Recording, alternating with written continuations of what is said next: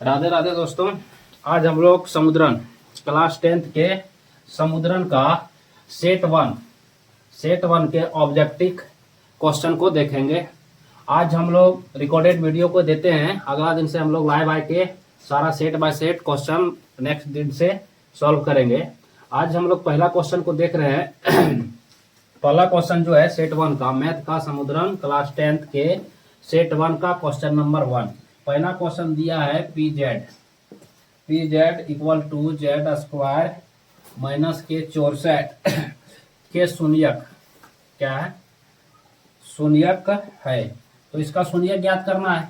तो शून्यक ज्ञात करने के लिए क्या करेंगे, पी जेड स्क्वायर माइनस के 64 इक्वल टू 0, या इसको हम क्या ले लें, या जेड स्क्वायर इक्वल टू 0 के जगह में 64 उधर कर देंगे, क्या हो जाएगा प्लस के 64। अगला स्टेप में हम क्या करना है, इसको जेड स्क्वायर है, इधर से स्क्वायर उधर हटाएंगे तो क्या आ जाएगा, रूट आ जाएगा। क्या आ जाएगा, 64 पर रूट हो गया, इक्वल टू इधर क्या आ गया, जेड बराबर क्या हो जाएगा, जेड बराबर रूट जब भी होता है प्लस माइनस के दोनों को होता है। अब 64 का रूट तोड़ेंगे तो 8 आ जाएगा, 8 प्लस माइनस के 8 हो गया इसका आंसर। तो ऑप्शन नंबर कितना में है बाबू, तो ऑप्शन नंबर 8 है, ए नंबर ऑप्शन में। तो पहला का जवाब कौन सी हो गया, ऑप्शन नंबर ए। दूसरा क्वेश्चन को हम हल करेंगे। तो दूसरा क्वेश्चन दिया क्या है, तो दूसरा क्वेश्चन दिया है दिए गए बिंदुओं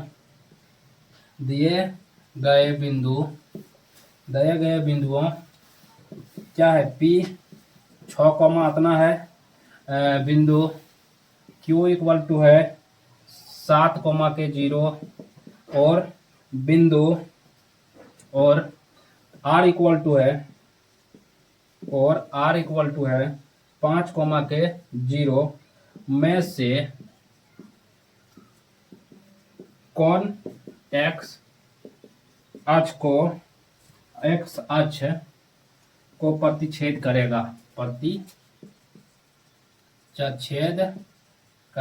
तो देखो यहाँ x अक्ष पर प्रतिच्छेद पूछा है, तो x अक्ष पर ले लिए, क्या होगा x और y अक्ष। तो हम डायरेक्ट इसको इस प्रकार से बना सकते हैं, प्लस में ही दिया हुआ है 1 2 3 4 5 6 7 तक हाईएस्ट है, तो 7 हो गया, 1 2 3 4 5 6 7, 1 2 3 4 5 6 7। अब यहाँ तक आ गया। देखो तो पहला कौन सी है, पी x बराबर 0 और y बराबर 6, तो x बराबर 0 y बराबर 6 यहाँ आ गया। तो क्या x अक्ष पर प्रतिच्छेद कर रहा है, नहीं। दूसरा ये हो गया बिंदु P, Q देखो तो कहाँ है, तो 7 और 0, तो 7 और 0 यहाँ आ जाएगा। तो ये क्या हो गया मेरा Q। R कौन सी है, R इक्वल टू 5 और 0, तो यहाँ आ जाएगा 5 और 0 यहाँ आ जाएगा। तो R, तो x अक्ष पर कौन बिंदु कौन आ रहा है, R और Q। तो इसलिए इसका ऑप्शन क्या हो जाएगा, मेरा ऑप्शन नंबर क्या हो जाएगा, देखो ऑप्शन नंबर हो जाएगा डी, दोनों कौन कौन हो जाएगा, R और Q। इसका सही जवाब क्या हो जाएगा, ऑप्शन नंबर डी, क्योंकि ऑप्शन नंबर डी जो है x पर प्रतिच्छेद कर रहा है R और Q। P कहां प्रतिच्छेद कर रहा है, y पर। हमको पूछा क्या है, x अक्ष पर प्रतिच्छेद करने वाला बिंदु। अब क्वेश्चन नंबर हम 3 की ओर देखते हैं, किसकी ओर चलते हैं, 3। दिया गया है दो समपरिमेय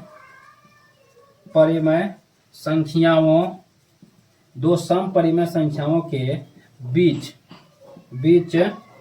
कम से कम कितनी विषम परिमेय संख्या होती है। कितना विषम, कम से कम कितना, दो सम संख्या। तो सम संख्या क्या होगा, 2 4 6 8 10 12, मतलब इस प्रकार से कम इसके बीच का अंतर क्या आ रहा है, 3। तो एक परिमेय संख्या है, 2 भी परिमेय संख्या है, 3 भी परिमेय संख्या है, तो इसके बीच का अंतर क्या आ रहा है, 3। तो बीच में क्या होगा, एक परिमेय संख्या है, इसमें भी देखेंगे तो 7, कितना परिमेय संख्या आ रहा है, 1, इसमें भी देखेंगे तो कितना आ रहा है, 11, कितना परिमेय संख्या आ रहा है, 1। परिमेय संख्या किसे कहते हैं, वैसे संख्या जिसे p/q के रूप में लिख सके, q does not equal to 0, उसे हम लोग क्या कहते हैं, परिमेय संख्या कहते हैं। तो देखो 2 भी क्या है परिमेय संख्या, 4 भी क्या है परिमेय संख्या, इसके बीच में क्या आएगा, 3 भी क्या हो जाएगा परिमेय संख्या। अब बोलेगा p/q के रूप में, इसमें कुछ नहीं तो क्या हो जाएगा 1, इसमें भी कुछ नहीं है तो क्या हो जाएगा 1। अर्थात परिमेय संख्या दो सम संख्याओं के बीच का परिमेय संख्या कम से कम कितना परिमेय संख्या होगा बाबू, 1 परिमेय संख्या होगा, विषम परिमेय संख्या 1 होगा। तीसरा नंबर क्वेश्चन हो गया। अब अगला नंबर क्वेश्चन चौथा देखते हैं। चौथा नंबर क्वेश्चन में पूछा है, क्वेश्चन नंबर 4 में, दो क्रमागत या कार्मिक, दो कार्मिक विषम संख्या, कौन सी पूछा है, विषम संख्या का एचसीएफ क्या होगा, क्या होगा।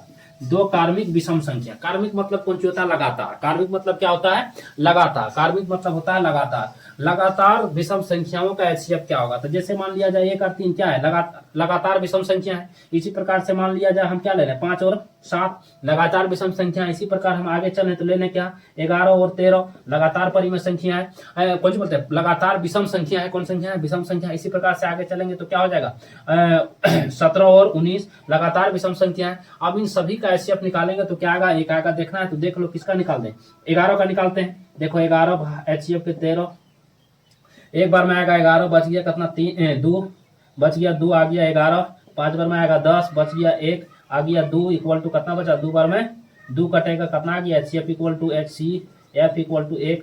यदि इसी प्रकार हम 17 और 19 को भी देखेंगे, 17 को 19 को देखेंगे तो 17 एकम के 17 बच गया कितना, 2 आ गया 17, 8 बार में आ गया 16, कै बार में 16, 1 आ गया 2, बच गया 2 बार में 2 इक्वल टू खत्म, एचसीएफ कितना आ गया 1। तो इस प्रकार से यदि पूछ दे कि दो कार्मिक विषम संख्याओं का एचसीएफ क्या होगा, तो इसका सही जवाब क्या होगा, 1। क्या होगा, सही जवाब इसका हो जाएगा 1।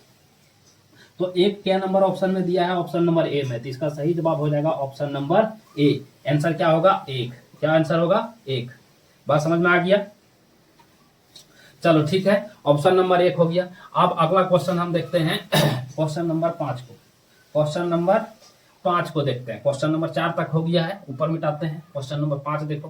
क्वेश्चन नंबर 5 में जो दिया हुआ है उसको पर ध्यान से पढ़ो। पहले क्या दिया हुआ है, दो चरों एक्स वाई जेड में रैखिक समीकरण ए वाई प्लस के बी जेड प्लस के सी इक्वल टू 0 के कितने अधिकतम हल होंगे, अधिकतम हल होगा। अधिकतम हल, यदि किसी द्विघात समीकरण में केवल एक समीकरण हो तो वह हमेशा क्या होता है, संपाती रेखा होता है। क्या होता है, संपाती रेखा होता है। और संपाती रेखा का कितना हल होता है, अनेक हल होता है। क्या हल होता है, अनेक हल। तो इसका क्या हो जाएगा आंसर, क्या कौन सा रेखा हो जाएगा, संपाती रेखा हो जाएगा, क्योंकि एक ही समीकरण है। क्या है, बी एक्स प्लस के सी इक्वल टू 0। तो ऐसे स्थिति में जब एक समीकरण दिया होता है, विशेष करके द्विघात समीकरण में कितना समीकरण होता है, 2, तो इसे हम क्या बोलेंगे, अपरिमित रूप से अनेक हल, अर्थात इसका आंसर क्या हो जाएगा, अनेक। और तुम्हारा ऑप्शन में क्या दिया है, अब अनगिनत, तो इसका अर्थ ही होता है क्या, अनगिनत। अनेक मतलब कौन सी, अनगिनत, जिसे हम गिन नहीं सकते हैं, अनगिनत। अनगिनत, तो इसका ऑप्शन नंबर कितना हो जाएगा आंसर बाबू, ऑप्शन नंबर हो जाएगा, ऑप्शन नंबर दिया हुआ है कितना में, सी नंबर ऑप्शन में। कितना नंबर में, सी नंबर ऑप्शन इसका सही जवाब हो जाएगा। क्यों हो जाएगा, जब एक समीकरण, यदि इस प्रकार से यदि दूसरा समीकरण देते 3x plus 4y equal to 6, तो एक ही समीकरण दिया हुआ है, तो इसका भी क्या होगा, अनेक या अपरिमित रूप से अनेक, या तो अनगिनत। और यदि इसी में दो समीकरण दे दे इस प्रकार से, 2x प्लस के 4y इक्वल टू 6, या इसके बाद दे दे 4x प्लस के 8y इक्वल टू 12, तो इसमें हमको क्या करना पड़ेगा, इस सूत्र तो पढ़ा है, a1 बटे के a2 b1 बटे के b2 इक्वल टू c1 बटे के c2। अब इसमें हमको हल करना पड़ेगा। क्या करना पड़ेगा, हल। परंतु एक समीकरण रहा तो क्या होता है, संपाती रेखा होता है, अपरिमित रूप से अनेक हल होता है, या संगत होता है। क्या होता है, संगत होता है। बात यहाँ तक समझ में आ गया। आगे क्वेश्चन में इस प्रकार का भी क्वेश्चन मिलेगा, वहां जाके हम हल करते हैं। चलो अगला क्वेश्चन की ओर चलते हैं अगला क्वेश्चन की ओर चलते हैं। अगला क्वेश्चन की ओर कहाँ चलते हैं, तो देखो क्वेश्चन नंबर कितना था, क्वेश्चन नंबर 5 था। तो 5 के बाद हम लोग क्वेश्चन चलते हैं 6। किसमें चलते हैं, 6 नंबर में। क्वेश्चन नंबर 6 में चलते हैं। क्वेश्चन नंबर 6 क्या कह रहा है उसको देखो। 6 नंबर कहता है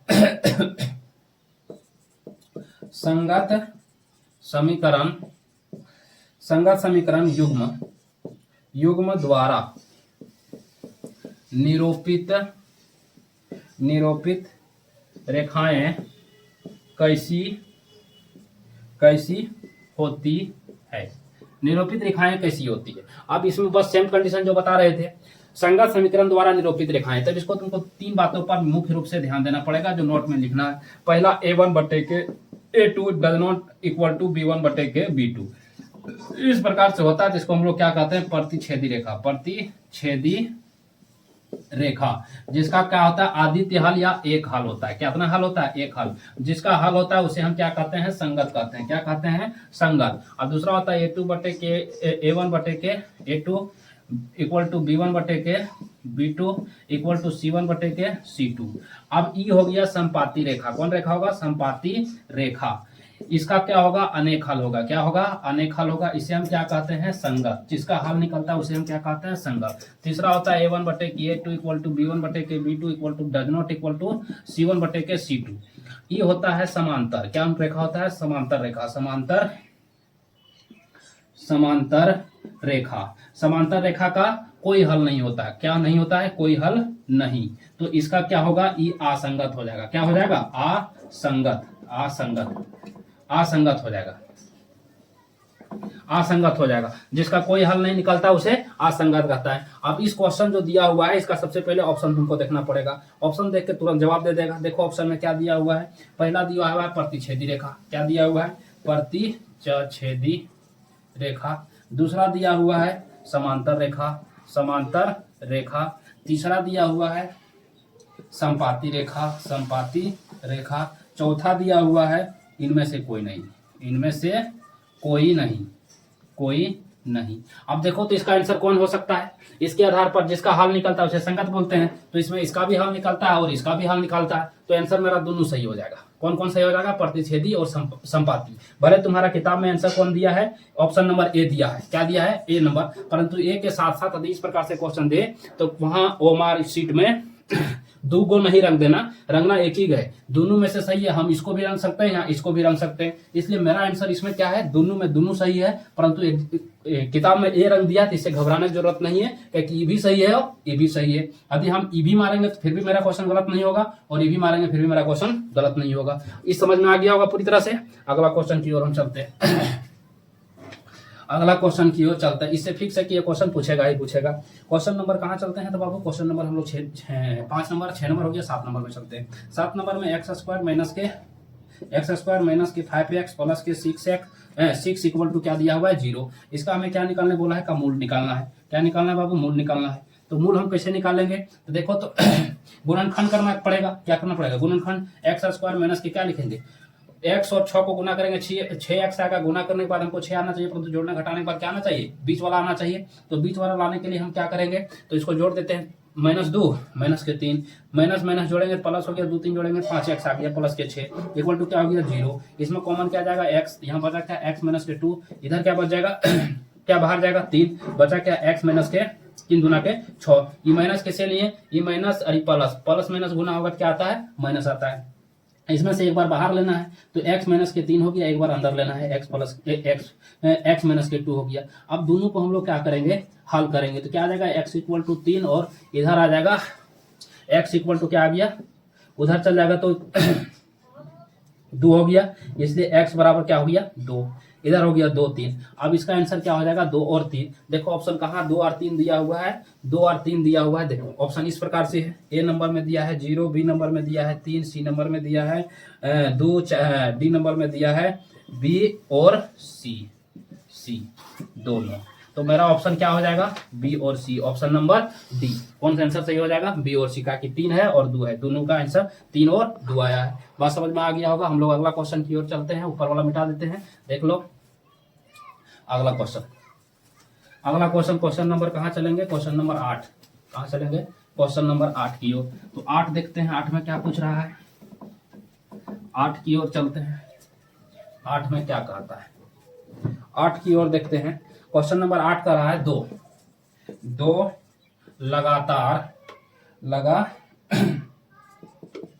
लगातार विषम धनात्मक पूर्णांक ज्ञात कीजिए जिसका वर्गों का योग कितना हो, 202 है। इसमें से ऑप्शन से हल करना पड़ेगा। पहला ऑप्शन को हम लेते हैं 15 17, बी नंबर ऑप्शन है 9 11, सी नंबर ऑप्शन है 13-15, डी नंबर ऑप्शन है 11-13। इस प्रकार से 3 ऑप्शन है। तो यदि हम पहला का वर्ग करते हैं तो 15 के वर्ग प्लस के 17 का वर्ग करना पड़ेगा। 15-15 है 225, 17-17 है 289। कितना होगा 289। मतलब ये तो 2 से पार हो जा रहा थी, तो होगा ही नहीं, क्योंकि मेरा पास कितना चाहिए 202 ही चाहिए। इसका पहले का वर्ग हो जाता है 225। कितना हो जा रहा है 225। बी नंबर को हल करते हैं तो बी का प्लस कितना 11 पर आदि 9 के 81 हो गया, प्लस के 11 है 121 हो गया। ये दोनों को जोड़ेंगे तो देख लो आ गया 2, 0 के 0, 8 2 बच गया, 1 पे 2, 202। मेरा ऑप्शन नंबर क्या सही हो जाएगा, बी नंबर ऑप्शन मेरा सही हो जाएगा। अगला क्वेश्चन की ओर हम देखें, कौन क्वेश्चन देखें, अगला क्वेश्चन। तो अगला क्वेश्चन नंबर कितना देखेंगे, question number 9। Question number 9, question number 9 में क्या पूछ रहा है, निम्न में से कौन एपी है, निम्न में कौन एपी नहीं है। ई वर्ड को समझ देना, नहीं है, निम्न में से कौन एपी नहीं है। पहला ऑप्शन से इसको हल करना पड़ेगा, 2, 4, 6, 8। दूसरा है ऑप्शन 1, 9, 17, 25 ... ऑप्शन नंबर सी है। सी क्या है, -10, -6, -2 और 2 ... ऑप्शन नंबर डी क्या है, तो डी इक्वल टू है 1, 4, 9, 16, 25 ... इसमें देखो तो हम लोग क्या निकालना पड़ेगा, सारवंतर निकालना पड़ेगा, उससे पता चलेगा कि एपी है या नहीं है। सारवंतर होता है कौन चीज, A2 - के A1 होता है। तो देखो तो इसका सारवंतर यदि हम निकालते हैं तो 2, 4 में 2 चल जाएगा तो क्या बचेगा, 2 बचेगा। फिर A2 दूसरा कैसे निकालेंगे, A3 - के A2 घटाएंगे। तो इस प्रकार से डी आदि A3 में A3 में A2 को घटाएंगे फिर भी 2 आ रहा है, इसमें भी घटाएंगे फिर भी 2 रहा है, मतलब ये एपी है, इसलिए मेरा जवाब ही नहीं होगा। दूसरा ये क्या है, दूसरा समीकरण में चलते हैं। 1 और 9 के बीच का अंतर कितना है, A2 में A1 घटाएंगे कितना आ गया, 8 आएगा।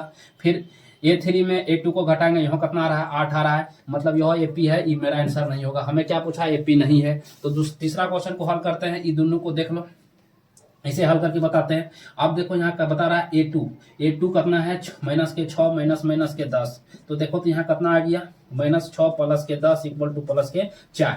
अब देखो तो A3 में A2 को घटाते हैं फिर भी कितना आता है, -2 - के 6। अब -2 + के 6 इक्वल टू क्या आ गया, +के 4 आ गया। मतलब यह क्या बता रहा है, डी इसका निकल जा रहा है 4, 4 डी क्या है, समान है, इसमें भी डी समान है, इसमें भी डी आया समान है, तो ये भी एपी है। एपी हमको पूछा के गया क्या है, एपी नहीं है। तो अब अगला क्वेश्चन को देखते हैं। तो ऑप्शन नंबर डी बचा है, सिंपल से जवाब यही हो जाएगा। देख लो ये दोनों का डी निकालेंगे तो कितना आ रहा है, 3।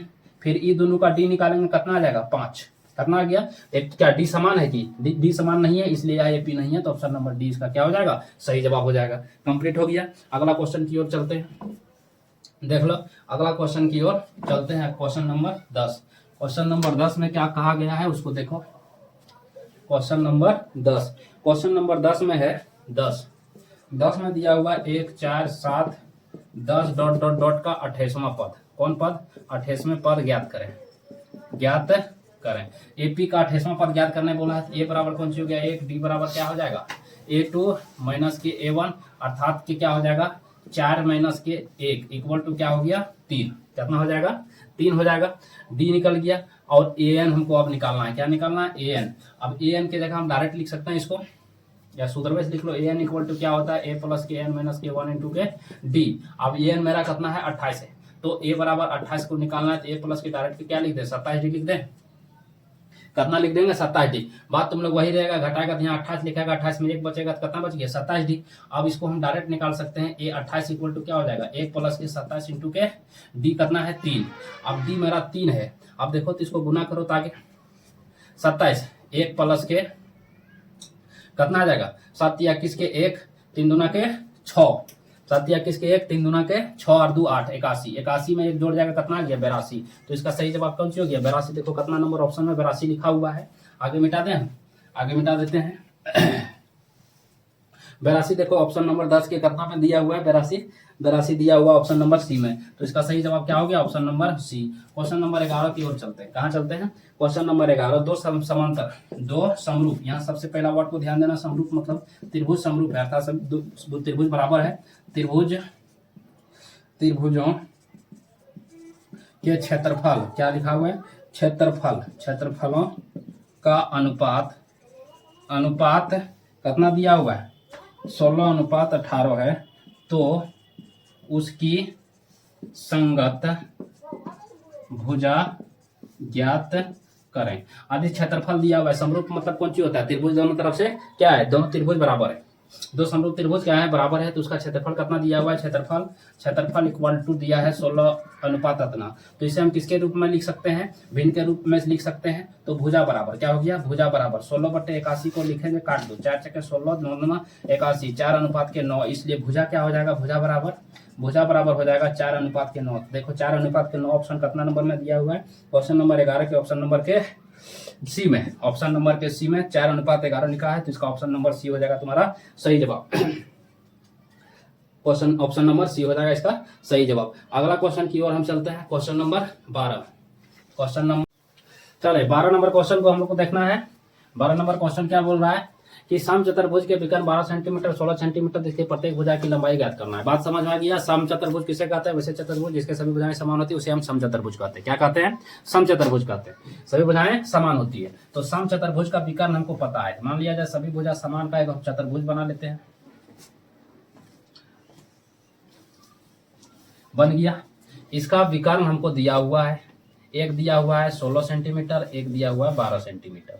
अब हमको क्या करना है, तो यहाँ सबसे पहला बात हमको क्या पूछा है, भुजा का मान। यदि एक भुजा का समचतुर्भुज के सभी भुजाएं क्या होती है, समान, तो समान होती है, तो एक भुजा का यदि हम मान निकाल लें, मान लिया जाए ABCD क्या है, एक चतुर्भुज है, क्या है, तो समचतुर्भुज में क्या होगा, AB equal to BC equal to CD equal to DA, सभी भुजा समान होगा। तो यदि एक भुजा का मान हमें पता चल जाए, सभी भुजा को पता चल जाएगा, तो सिंपल सी बात है। अब हम लिखते हैं यहाँ चतुर्भुज के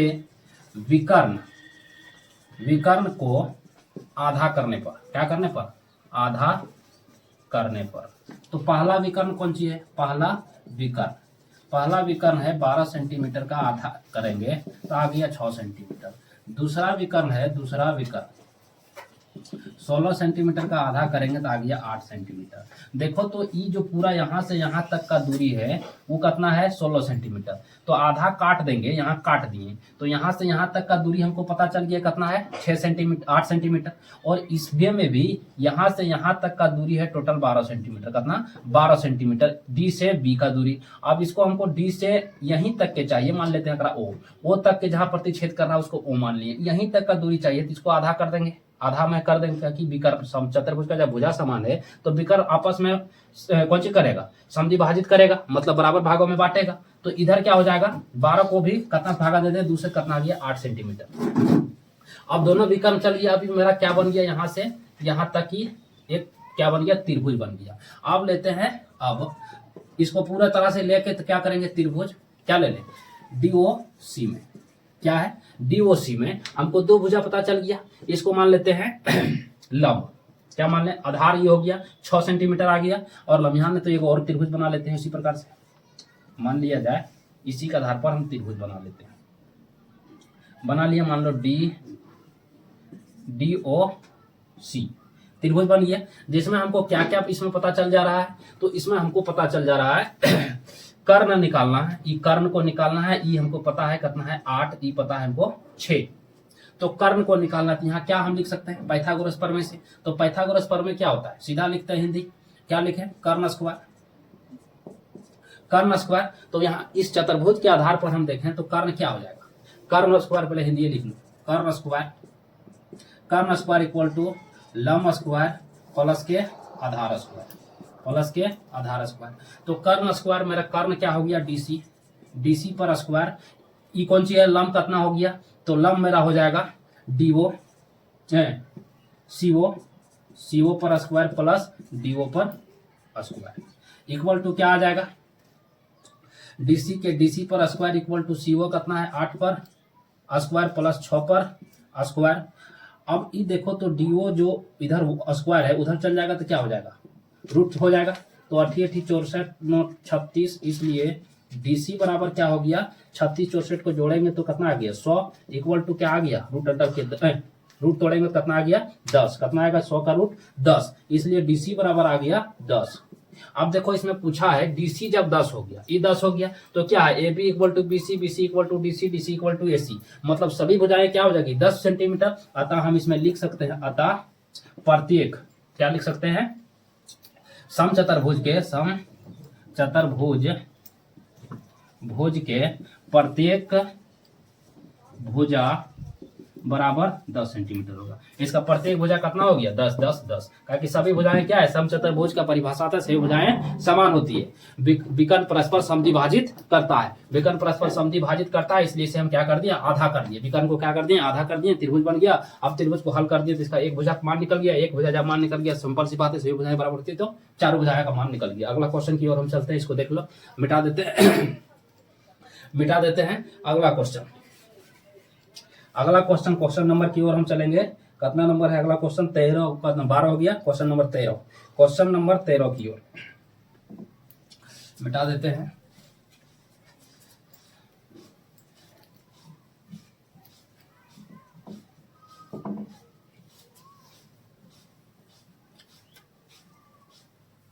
क्वेश्चन नंबर 13 में दिया हुआ है दो अक्षों को प्रतिच्छेद करने वाले बिंदु, लिखो पहले, दो अक्षों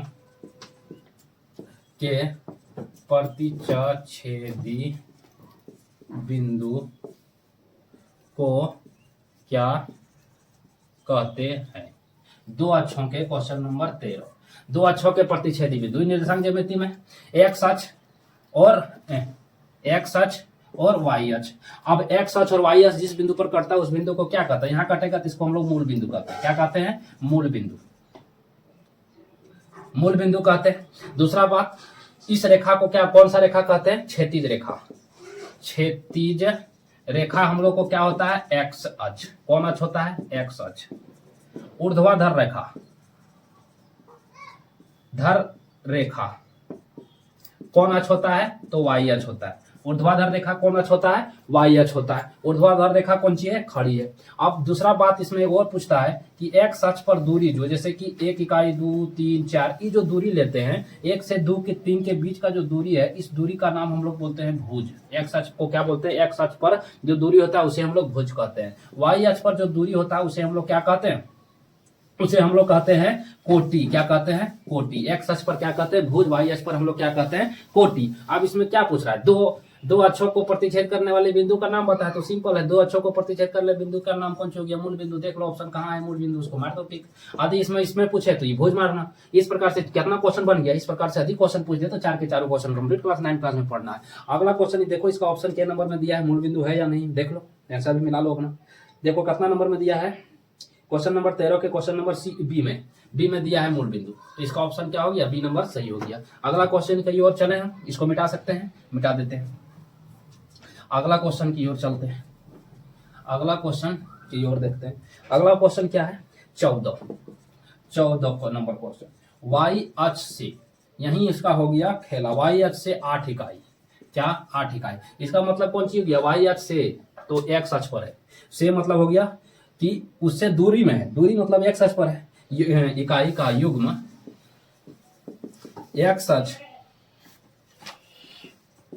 अक्ष पर एक बिंदु कौन सी है, एक बिंदु P स्थित है, तो बिंदु P के निर्देशांक ज्ञात करें।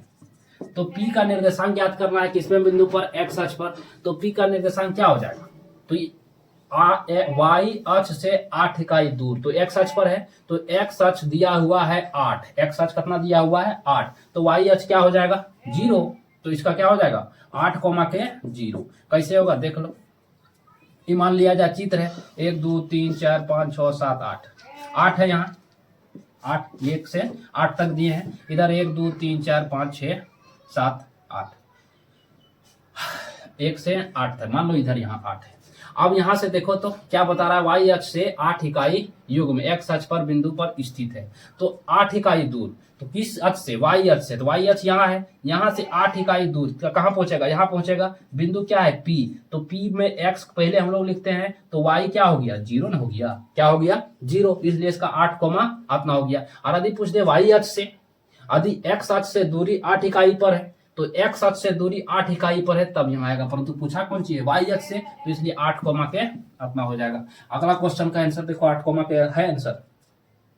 आंसर नंबर कितना नंबर में है, 14 नंबर के क्वेश्चन नंबर ए ऑप्शन सही है। तो ए नंबर का ऑप्शन क्वेश्चन नंबर 15 की ओर चलते हैं। क्वेश्चन नंबर 15 में दिया हुआ है यदि, क्या दिया हुआ है, यदि cos a = 3/5 तो सेक ए को ज्ञात करना है। किसको ज्ञात करना है, सेक ए को ज्ञात करना है। cos a मेरा दिया हुआ है, यही ना, तो इसको निकाल दो। सेक ए दिया हुआ है, तो cos a को हम कैसे ज्ञात करेंगे, इसका सिंपल उपाय, सेक ए बराबर क्या होता है, सेक ए बराबर सेक ए = 1/के cos a होता है। क्या होता है, 1/के cos a। अब सेक ए हमको निकालना है, सेक ए = 1/के cos a का मान तो मेरा दिया हुआ है 3/5। अब इसी को हल कर देंगे, 1/1 भागा 3/5 इक्वल टू क्या आ जाएगा, गुना करेंगे तिरछा तिरछी तो जेड के सेम आ जाएगा। क्या आ जाएगा, 1/1 गुने 5/3, पलट देंगे भागा से गुना में, तो क्या आ गया 5/3। इसलिए सेक ये इक्वल टू क्या हो जाएगा, सेक ये = 5/3। या दूसरा कंडीशन से तो उनको हल करना है, तो दूसरा से भी बन जाएगा। कैसे बनेगा, यदि cos a = कौन सी होता है, cos a बराबर होता है b/h इक्वल टू क्या हो जाएगा, ये दूसरा विधि है, कौन विधि, दूसरा विधि से इक्वल टू क्या हो जाएगा 3/5। क्या आ गया, 3/5 आ गया। अर्थात एक त्रिभुज लेना है, समकोण त्रिभुज, इसमें से आधार हमको पता चल गया 3 और कर्ण पता चल गया 5। अब इसको किस आधार से बताएंगे, पाइथागोरस प्रमेय से। तो क्या होता है h², क्या हो गया, h² माइनस के p² प्लस के p² प्लस के b²। तो h² हमको पता है 5² प्लस p² हमको नहीं पता है, b² भी पता है 3²। अब देखो तो यहाँ के आगे 25 माइनस के 9 = p²। जब इसको रूट के अंदर ले आए, 25 माइनस के 9 रूट अंडर के p।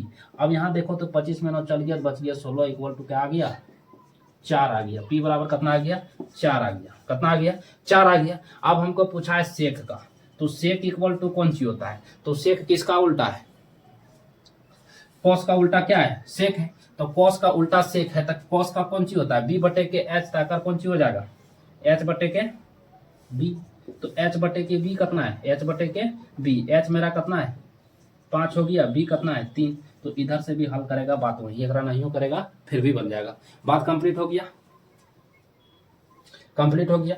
अगला क्वेश्चन की ओर हम चलते हैं, मिटा दें इसको, यही सबसे बढ़िया है, इसको मिटा देते हैं। चल अगला क्वेश्चन की ओर देखते हैं। क्वेश्चन नंबर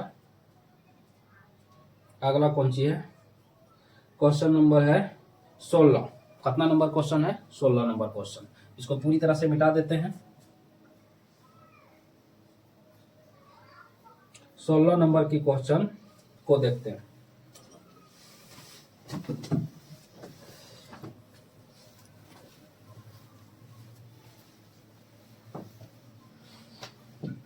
सोलह नंबर क्वेश्चन की ओर हम लोग चलते हैं। 16 नंबर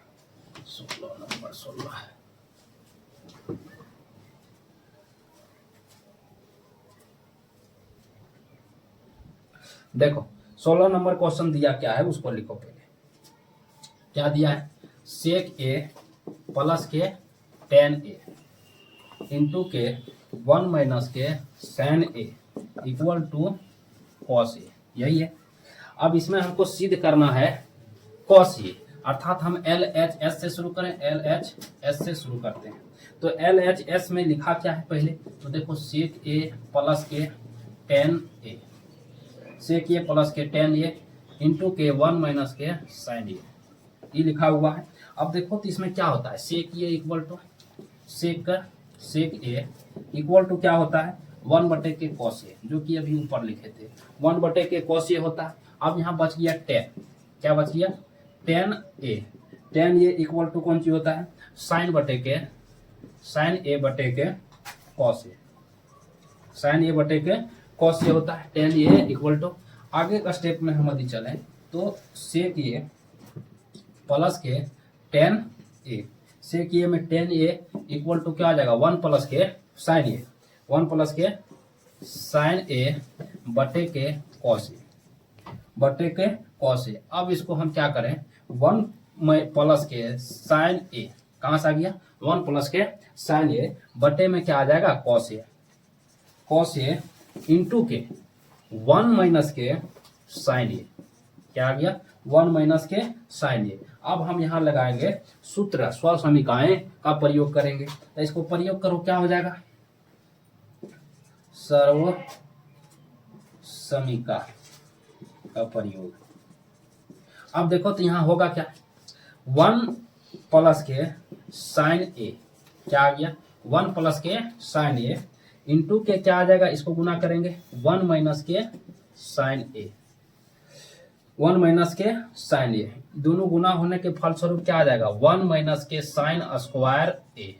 इसको जब गुना करेंगे साइन साइन साइन स्क्वायर 1 के 1 रह गया, इक्वल टू क्या हो जाएगा, साइन स्क्वायर ए, या तो लिख सकता है 1 माइनस के साइन स्क्वायर ए बटे के कॉस ए। अब कॉस ए, अब इक्वल टू क्या ले लो, 0, या आ गया 1 माइनस के sine square a equal to, ये 0 उधर चल जाएगा तो यहां आ जाएगा कॉस ए, क्या आ गया, cos A. Sine A equal to cos A, cos A आ गया। आगे क्या हो जाएगा, 1 माइनस के साइन ए इक्वल टू क्या होता है, कॉस ए, कॉस स्क्वायर ए बटे के क्या हो जाएगा, कॉस ए, बटे के क्या आ गया, कॉस ए। काट देंगे तो क्या आ गया, कॉस ए, क्या हो गया, प्रूव। ये क्वेश्चन बाबू 3 नंबर का है, 3 मार्क से है। एक नंबर में पूछ के खाली पगलाया है, क्या किया है, पगलाया। एक नंबर में क्वेश्चन को इसको नहीं पूछेगा। ये क्वेश्चन कितना नंबर का है, तो 3 नंबर का क्वेश्चन है ये। देख लो, जिसको समझ में नहीं आता वो तो कमेंट कर सकता है, हम फिर आके समझाएंगे, वो कमेंट कर देना वीडियो में। अगला क्वेश्चन की ओर हम चलते हैं, ना बैठ के समझाएंगे, समझ में नहीं आया वहां कमेंट कर सकता है। अगला क्वेश्चन की ओर है, चलते हैं। अगला क्वेश्चन नंबर कितना जाएंगे हम लोग, क्वेश्चन नंबर को देखेंगे। क्वेश्चन नंबर कितना था, नंबर नहीं लिखे हैं। क्वेश्चन नंबर था, क्वेश्चन नंबर 16 था, 16 नंबर का क्वेश्चन है। कितना नंबर का है बाबू, 16। अब क्वेश्चन नंबर 17 की ओर चलेंगे। कितना नंबर, 17 की ओर। क्वेश्चन नंबर 17 इक्वल टू क्या है, कॉट ए इक्वल टू 1, तो ए का मान ज्ञात करें। ये तो कोई भी बना सकता है, सबसे आसान क्वेश्चन है। कैसे बनेगा ये, कॉट ए इक्वल टू कितना दिया हुआ है, कॉट ए इक्वल टू दिया हुआ है 1, तो ए का मान ज्ञात करने बोल रहा है। किसका मान ज्ञात करने बोल रहा है, ए का। तो कॉट ए इक्वल टू 1 बटे के 10 होगा। 10 ए क्या होता है, 10 ए, या 10 45 डिग्री, 10 45 डिग्री इक्वल टू क्या होता है, 1। इसलिए क्या हो जाएगा, या कॉट 45 डिग्री इक्वल टू भी क्या हो जाएगा, 1। तो इसका आंसर क्या हो गया, ए का मान हो गया ए इक्वल टू 45 डिग्री। कितना डिग्री हो जाएगा, ए इक्वल टू 45 डिग्री। या यही लिख सकता है, A equal to cot equal to एक इक्वल टू कॉट 45 डिग्री, या कॉट 45। ये इक्वल टू कितना डिग्री का मान आ गया बाबू, 45 डिग्री। कि 10 45 डिग्री का मान कितना होता है, 1 होता है। और 10 का उल्टा क्या होता है, कॉट। तो कॉट का भी मान कितना हो जाएगा, 45 डिग्री। तो इसलिए इसका ए बराबर कितना आ गया, 45 डिग्री। क्वेश्चन नंबर अगला चलते हैं। क्वेश्चन नंबर 17 हो गया। क्वेश्चन नंबर 18 पर चलते हैं। मिटा देते हैं। क्वेश्चन नंबर 18 क्या है,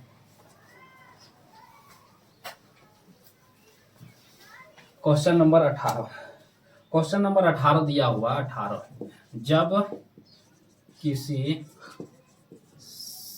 सीधे खड़े खंभे की छाया और उसकी ऊंचाई बराबर हो तो सूर्य के यूनियन कोण का मान ज्ञात करें। क्या पूछ रहा है? जब किसी खंभा के छाया बराबर हो, खंभा क्या है? बराबर हो, तो सूर्य के यूनियन कोण ज्ञात करें। तो इसका खंभा है तो इसका छाया ऐसे पड़ेगा। तो खंभा के बराबर कौन सी है? छाया भी है। मान लिया जाए खंभा 1 है तो छाया भी कौन सी होगा? 1 है। खंभा 5 है तो छाया भी क्या होगा? 5 है। यूनियन कोण किसे कहते हैं? जब किसी चीज को हम नीचे से देखते हैं तो उसे यूनियन कोण कहते हैं। और जब हम किसी चीज से ऊपर, मान लिया जाए किसी टावर को हम नीचे खड़ा होकर देख रहे हैं तो उससे जो कोण बनेगा उसे हम क्या कहते हैं? यूनियन कोण। अब जब टावर के ऊपर खड़ा होकर हम नीचे देखेंगे तो उससे जो कोण बनता है उसे अवनमन कोण कहते हैं। तो यहाँ कौन कौन पूछ रहा है? यूनियन कोण। तो यूनियन कोण कहाँ है? यहाँ के हमको थीटा निकालना है। क्या निकालना है? थीटा निकालना है। तो इसमें क्या हमको दिया हुआ है? एगो पी दिया हुआ है। मान लिया जाए क्या है? खंभा है। तो खंभा को कितना भी मान लें, जितना मानेंगे उतना भी क्या होगा? छाया होगा। तो ये कौन त्रिकोणमितीय अनुपात को मैच कर रहा है? पी बटे बी हमको मिल रहा है। मान लिया जाए इसको मानते हैं 5, तो ये भी कितना होगा? 5 होगा। इसको मानेंगे 10, तो खंभा के बराबर कौन सी है? छाया। कहाँ है छाया? यहाँ। खंभा के बराबर है उसकी छाया। अब खंभे की और उसकी छाया की ऊंचाई बराबर है। दोनों की ऊंचाई क्या है? बराबर है। तो ये जितना होगा उतना ये भी होगा। तो इसलिए ये कौन त्रिकोणमितीय अनुपात में जाएगा? तो tan में जाएगा। tan इक्वल टू क्या होता है? तो p बटे के b होता है। क्या होता है? p बटे के b होता है। अब मान लिया जाए tan थीटा हमको निकालना है तो tan थीटा इक्वल टू क्या हो जाएगा? यदि हम इसको 5 माने तो 5 बटे 5 मान लेते हैं। जा काट के आ गया 1। यदि 10 मानेंगे तो 10 बचे 10 मानेंगे, काटेंगे तो फिर भी आएगा 1। तो आ गया tan इक्वल टू 1। अब tan 1 का मान कितना डिग्री होता है? 45 डिग्री। तो tan 1 का मान 45 डिग्री है, इसलिए थीटा इक्वल टू कितना हो गया? 45 डिग्री। तो इसका ई थीटा कितना हो जाएगा? 45 डिग्री हो जाएगा। समझ में आ गया होगा। ये हाइट एंड डिस्टेंस चैप्टर 9 से क्वेश्चन नंबर आगे की ओर चलते हैं। अगला क्वेश्चन की ओर चलते हैं। क्वेश्चन नंबर 18 हो गया। क्वेश्चन नंबर 19 क्वेश्चन नंबर आसान है, यही लिख देते हैं। देखो क्या है? चतुर्भुज के चारों कोनों का योग कितनी डिग्री का होता है? तो सबको जानता है चतुर्भुज के चारों कोनों का योग कितना होता है? 360 डिग्री।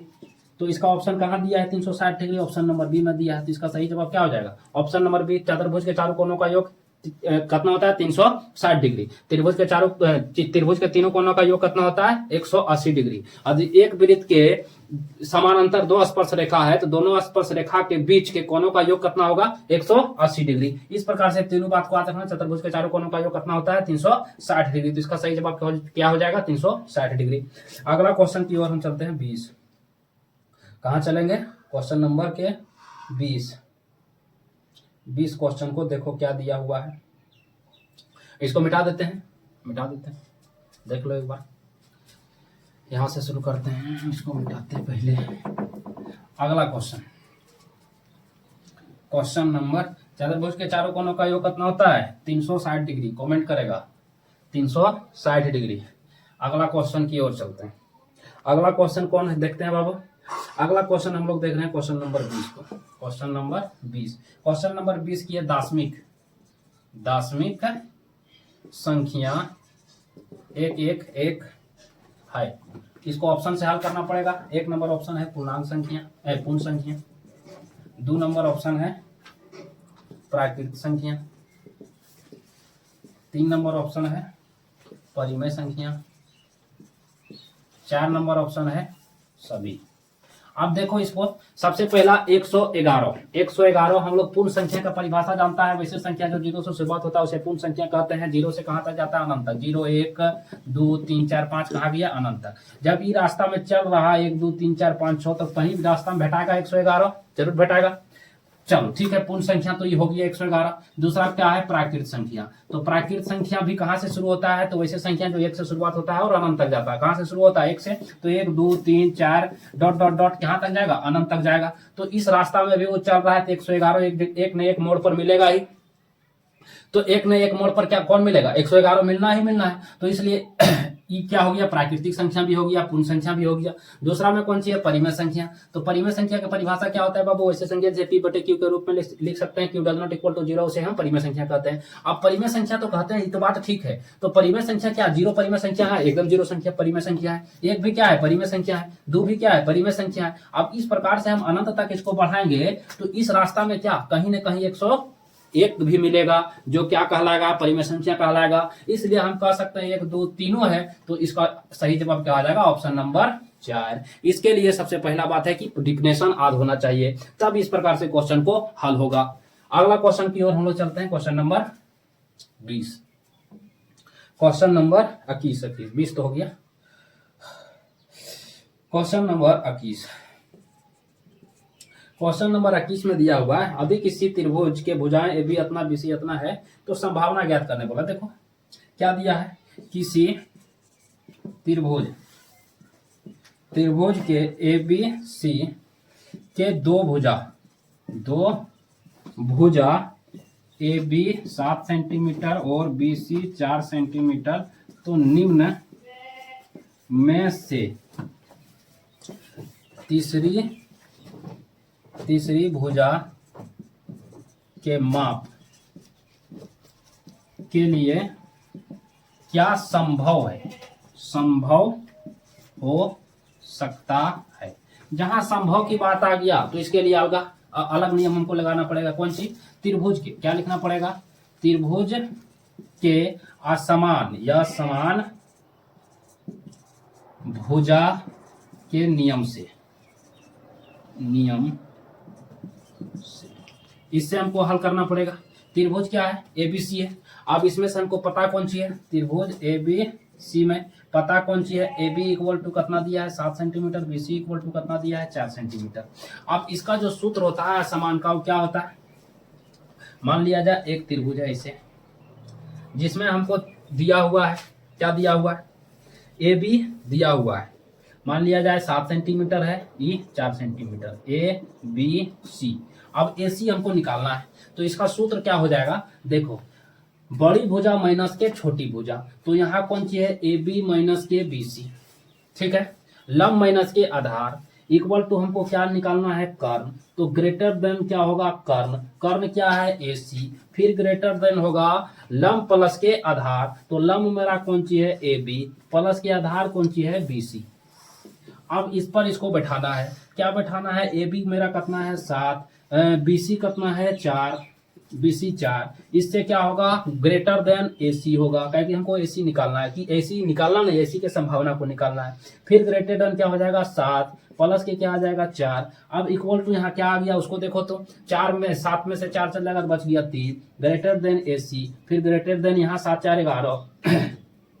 अब देखो तो ए सी क्या होगा, एसी कहता है कि 3 से तो हम बढ़ रहेंगे, और उसके बाद ये भी कहता है 11 कहता है कि हम तोरा से बड़े रहेंगे, मतलब हम अब 11 से बढ़ नहीं होने देंगे। अर्थात इसका एसी का मान जो होगा 3 से तो बड़ा होगा, 11 से छोटा होगा। क्या होगा, 3 से बड़ा और 11 से छोटा। अब देखो तो तुम्हारा ऑप्शन इसमें क्या क्या दिया हुआ है, तो ए नंबर ऑप्शन दिया हुआ है। ए नंबर ऑप्शन कहाँ है, क्वेश्चन कितना नंबर था, क्वेश्चन नंबर 21 का ऑप्शन ए में है 0, ना 21 में नहीं है रे, 21 में 6 है, ए में कौन सी है 6, बी में कौन सी है 8, सी में कौन सी है 12, और डी में कौन सी है ए और बी दोनों। अब देखो तो इसका आंसर क्या हो सकता है। अब ये बोल रहा है कि 6 और 11, एसी 3 से लेके 11 के बीच होगा, तो देखो तो पहला 6 और 3 के बीच में कौन संख्या आ रहा है, 6 भी आ जा रहा है, 8 भी आ जा रहा है, तो इसका मतलब ये दोनों सही होगा। तो दोनों का ऑप्शन कितना दिया, ऑप्शन नंबर डी में, तो इसका आंसर सही क्या हो जाएगा, ऑप्शन नंबर डी सही जवाब हो जाएगा। क्या हो जाएगा, ऑप्शन नंबर डी इसका सही जवाब हो जाएगा।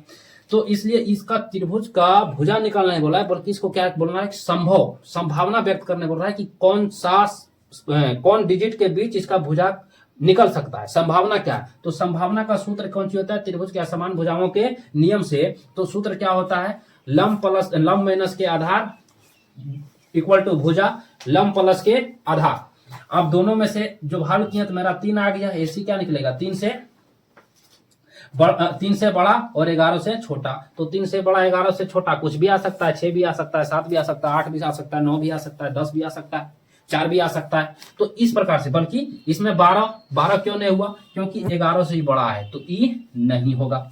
6 3 से बड़ा है लेकिन 11 से छोटा है तो ई होगा। 8 भी क्या है, 3 से बड़ा है 11 से छोटा है तो ई भी होगा। इसलिए इसका जो सही जवाब कौन सी होगा, ऑप्शन नंबर डी।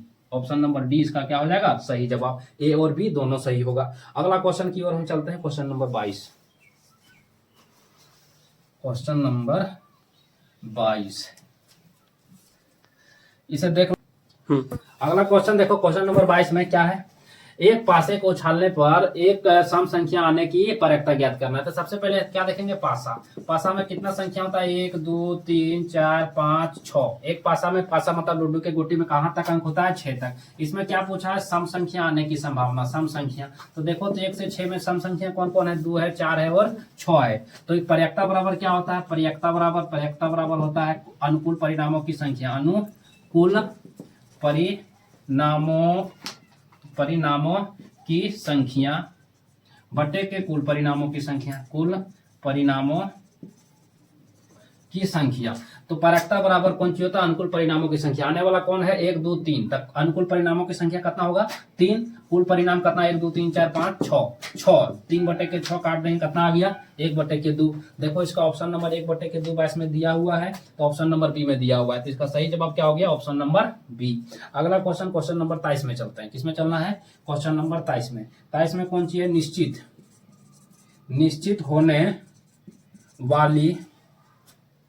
निश्चित होने वाली घटना की परक्ता होगी। निश्चित होने वाली घटना की परक्ता होगी, जो घटना संभव है कि होना ही होना है। मान लिया जाए कल किसी को मरना है, ये तो निश्चित नहीं हुआ। मान लिया जाए कल हमको चावल खाना है, तो ये मेरा संभव है कि कल हम सुबह खाएंगे। तो इस घटना को संभावना, मान लिया जाए ये कलम है, अभी मारकर गिरेगा, क्या होगा, मारकर फिक्स है कि गिरना ही गिरना है, गिरेगा तो मारकर क्या हो गया, गिर गया। तो यदि किसी घटना को निश्चित दे दिया हो तो उसका पर्याप्ता इक्वल टू कौन सी होता है, पर्याप्ता इक्वल टू 1 होता है। क्या होता है, 1। पीई इक्वल टू क्या होगा, 1 होगा। जो घटना निश्चित हो कि होगा ही होगा, कभी संभव नहीं है कि वो टल सकता है, होना ही होना है, तो उसे हम लोग क्या कहते हैं, उसका पर्याप्ता क्या होगा, 1 होगा। जो फिक्स है उसका पर्याप्ता क्या होगा, क्योंकि निश्चित मतलब फिक्स बता रहा है कि वो घटना ही घटना है, तो उसका पर्याप्ता क्या हो जाएगा, 1 हो जाएगा। ये बात को ध्यान रखना। क्वेश्चन नंबर अब हम लोग चलते हैं 24। क्वेश्चन नंबर कहां चलते हैं, 24 में। तो 24 नंबर क्वेश्चन देखो क्या है, क्वेश्चन नंबर 24 बोल रहा है, एक पासा को उछाला जाता है, 3 के गुणज संख्या आने की पर्याप्ता। अब देखो एक पासा को उछाला जाता है, 3 के गुणज संख्या आने की पर्याप्ता पूछ रहा है। तो पासा में क्या होता है, सबसे पहले वही बात को 1 2 3 4 5 6 यही होता है। तो 3 के गुणज जो 3 से पूरी विभाजित हो जाता हो, तो 3 से पूरी विभाजित होने वाला संख्या कौन सी है, 3 है और एगो 6 है, द्विघ है। तो यह लिखेंगे पर्याप्ता बराबर क्या हो जाएगा, पर्याप्ता बराबर अनुकूल परिणामों की संख्या, क्या हो जाएगा, अनुकूल परिणामों की संख्या बटे के कुल परिणामों की संख्या। अनुकूल बटे कुल परिणामों की संख्या, अनुकूल कितना है, 1 और 2 संख्या हमको आने की संभावना है। कुल संख्या कितना है, 6। 2 बटे के 6 इक्वल टू 1 बटे के 3। देखो 1 बटे के 3 है ऑप्शन नंबर कितना में, 24 में। 24 के 1 बटे के 3 है ऑप्शन नंबर बी में। तो इसका भी सही जवाब क्या हो जाएगा, ऑप्शन नंबर बी हो जाएगा। अगला क्वेश्चन की ओर हम चलते हैं, इसको हटा देते हैं। अगला क्वेश्चन क्या हो जाएगा, अगला क्वेश्चन है question number 24, question number 25। Question number 25 क्या है, यदि x प्लस के 3x और 4x प्लस के 2 समांतर श्रेणी में हो तो x का मान ज्ञात करें। क्या करना है, मान ज्ञात करना है। मान ज्ञात करें। तो मान ज्ञात करना है तो देखो, तो सबसे पहला AP बराबर कौन सी हो जाएगा, A1 equal to x plus के 3, A2 equal to 3x, A3 बराबर क्या हो जाएगा 4x प्लस के 2। यदि इस प्रकार से होता है तो AP के पहला पद A1 प्लस के A2 इक्वल टू क्या हो जाएगा 2 इंटू के A2, 2 इंटू के क्या हो जाएगा A2। अब इस प्रकार से इसको हल कर दो, x प्लस के 3 प्लस के 4x प्लस के 2, यहाँ A3 होगा, A3 A1 प्लस के A3 equal to 2 into A2। अब इसको जोड़ देंगे तो क्या हो जाएगा 2 इंटू के 3x, इसको जोड़ो तो क्या हो गया 4 और 1 5x प्लस की इधर कौन सी हो गया 5 इक्वल टू क्या हो गया 3 दूना के 6x। अब देखो तो यहाँ कौन सी हो गया 5x है माइनस के आ गया 6x इक्वल टू उधर चल जाएगा तो माइनस के 5। अब इधर क्या आ गया देखो तो आगे 6x में 5x चल गया तो बचा कौन सी माइनस के x इक्वल टू माइनस के 5 माइनस माइनस कट गया इसलिए x बराबर क्या आ गया 5। तो देखो तो इसका ऑप्शन नंबर कहाँ 5 दिया हुआ है, ऑप्शन नंबर 5 कहाँ दिया हुआ है, ऑप्शन नंबर 5 दिया है ऑप्शन नंबर बी में। इसका भी सही जवाब कौन सा हो जाएगा ऑप्शन नंबर बी। ये बात को ध्यान रखना, जब इस प्रकार से AP दिया हो तो इसका सूत्र क्या होता है, पहला एवं तीसरा पद को जोड़ने पर और दूसरा पद के 2 से गुना करने पर इसको हल करना है। बात हो गया, ई हो गया AP के सूत्र। बात हम आगे चलते हैं अगला क्वेश्चन की ओर हम चलते हैं। क्वेश्चन नंबर कितना हो गया 25, क्वेश्चन नंबर 26 में क्या निकालने बोला है, ऊपर मिटा देते हैं। क्वेश्चन को देख लो एक बार, क्वेश्चन को देखो उसके बाद इसको भी मिटाएंगे, आगे इसको भी साफ कर देते हैं। अगला क्वेश्चन की ओर हम लोग चलते हैं। अगला क्वेश्चन कौन सी है, अगला क्वेश्चन जो है क्वेश्चन नंबर 27, क्वेश्चन नंबर 27 में 26, क्वेश्चन नंबर 26 में क्या दिया है, यदि 5, 6, 8, 9 x तथा 13 का माध्य 10 है तो x का मान ज्ञात करें। तो इसका माध्य बराबर सूत्र क्या होता है, सबसे पहले उसको लिखते हैं। माध्य बराबर होता है कुल परिणामों का योग बटे के क्या होगा, कुल परिणामों का योग बटे के कुल परिणामों की संख्या,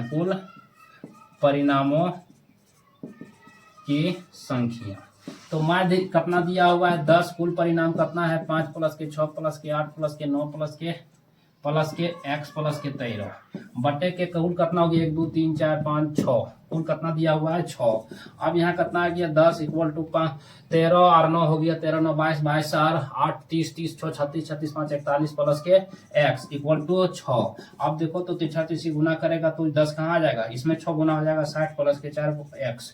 अब इक्वल टू देखो तो 41 है 41। अब देखो तो 60 माइनस के 41 इक्वल टू क्या आ गया x। अब 41 में से 60 में से 41 चल जाएगा, कितना बच गया 19 बटे x, अर्थात x बराबर क्या आ गया 19। देखो तो इसका माध्य क्या हो जाएगा, x का मान क्या हो जाएगा 19। देखो ऑप्शन नंबर में कहीं दिया है 19 नंबर 26 नंबर में दिया है ऑप्शन नंबर बी, तो इसका भी सही जवाब हो जाएगा ऑप्शन नंबर बी। अगला क्वेश्चन चलते हैं, क्वेश्चन नंबर 26 हो गया, क्वेश्चन नंबर 27 कहाँ चलते हैं, क्वेश्चन नंबर 27 की ओर 27 चलते हैं। 27 में क्या पूछा है, बहुलक पूछा है, बहुलक यही निकाल देते हैं। 27 नंबर 2 6 4, क्वेश्चन नंबर कितना है 27 नंबर 2 4 2 6 4 2 5 0 2 1 2 3 2 का बहुलक होगा। बहुलक बराबर क्या होता है, बहुलक इक्वल टू होता है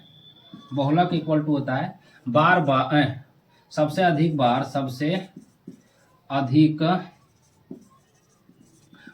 आने वाला परिणाम या परिणाम सबसे अधिक बार आने वाला परिणाम। देखो सबसे अधिक बार कौन परिणाम आ रहा है, ये 1 बार 2 बार 3 बार 4 बार 5 बार, सबसे अधिक 2 आ रहा है, इसलिए बहुलक बराबर क्या हो गया, बहुलक बराबर हो गया 2 आंसर। चलो 27 हो गया। अब 28 नंबर देखते हैं। 28 नंबर को देखना है, किसको देखना है, क्वेश्चन नंबर 28 को। 28 क्या है, क्वेश्चन नंबर 28 में पूछ रहा है 8, 7, 12, 15, 10, 9, 11, 13, 14 की माध्यिका ज्ञात करें। माध्यिका ज्ञात करने के लिए सबसे पहले जो परीक्षण दिया उसको आरोही क्रम में सजाना पड़ेगा। आरोही क्रम में, तो आरोही क्रम में सजाएंगे। सबसे पहले क्या आ जाएगा 7, उसके बाद 8, उसके बाद क्या आ जाएगा 9, उसके बाद आ जाएगा 10, उसके बाद आ जाएगा 11, उसके बाद 12, उसके बाद 13, उसके बाद 14, उसके बाद 15, यही होगा। अब माध्यिका बराबर सूत्र कौन सी होता है? माध्यिका बराबर होता है n+k1/2। तो माध्यिका बराबर, तो कुल परीक्षण कितना है n 1 2 3 4 5 6 7 8 9, तो 9 + के 1/2 कितना हो गया =10/2। काट देंगे तो आ गया पांचवा पद। माध्यिका कितना होगा? तो यहाँ से गिन दो आरोही क्रम में 1 2 3 4 5, तो मेरा क्या हो गया माध्यिका बराबर हो गया 11। क्या हो गया 11 इसका सही जवाब। अगला क्वेश्चन की ओर हम चलते हैं, क्वेश्चन नंबर 29। क्या चलते हैं? क्वेश्चन नंबर 29 जो क्वेश्चन है 29 नंबर क्वेश्चन देखो क्या लिखा है। यदि दो वृत्तों के केंद्र के मध्य, दो वृत्त के केंद्र के मध्य दूरी उनकी त्रिज्याओं के योग से अधिक हो तो उनकी उभयनिष्ठ स्पर्श रेखाओं की संख्या होगी। क्या पूछ रहा है? यदि दो वृत्तों के केंद्र के मध्य की दूरी उनकी त्रिज्या के योग से अधिक हो तो उसकी उभयनिष्ठ स्पर्श रेखा की संख्या होगी। तो देखो वृत्त के उभयनिष्ठ स्पर्श रेखाएं दो आंतरिक और दो बाह्य, दो वृत्त के क्या हो जाएगा? दो आंतरिक स्पर्श रेखा। इसका सही जवाब कौन सी होगा? किसी भी दो वृत्त के उभयनिष्ठ स्पर्श रेखा दो आंतरिक कितना हो जाएगा? आंतरिक कितना होगा? 2, तथा बाह्य कितना होगा? 2। अब दोनों का योग पूछ दिया है, तो बाह्य प्लस आंतरिक = 2 + के 2 = कुल कितना हो जाएगा? 4 स्पर्श रेखा। किसी वृत्त के यदि दो वृत्त के केंद्रों के मध्य बिंदु दूरी उनकी त्रिज्या के योग से अधिक हो तो उनकी उभयनिष्ठ स्पर्श रेखाओं की संख्या क्या होगी? तो उसके उभयनिष्ठ स्पर्श रेखाएं 2 आंतरिक रूप से होगी, 2 बाह्य रूप से होगी। तो ऐसे स्थिति में स्पर्श रेखाओं की संख्या कुल कितना हो जाएगा? कुल स्पर्श रेखा की संख्या 4 हो जाएगी। क्वेश्चन नंबर अब बचा 30। क्वेश्चन